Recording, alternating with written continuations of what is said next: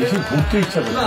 এই আর গরমের মধ্যে ঘোরার থেকে এই নদীর এইটা তো আমরা পাবো না এটাই কতদিন মন্দির। ঠিক আছে, সন্ধ্যে বিকেলবেলা সূর্য ডুবলে একবার ঘুরে এসে দর্শন করে আসবো।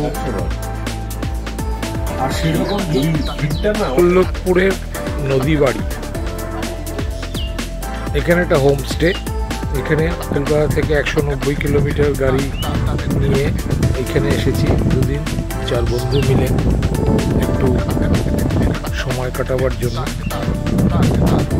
প্রকৃতির মাঝে সুবর্ণরেখা নদী।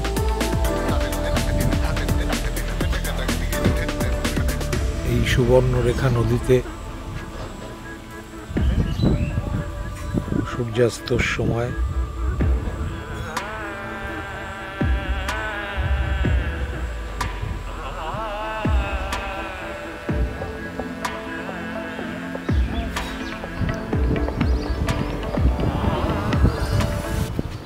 দারুণ একটা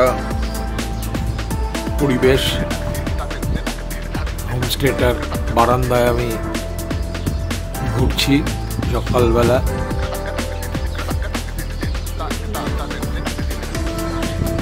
সুবর্ণরেখা নদী, নদীর পাড়েই বাড়িটার নাম নদী বাড়ি। আইডিয়াল বাড়ি একটা। এখানে বসে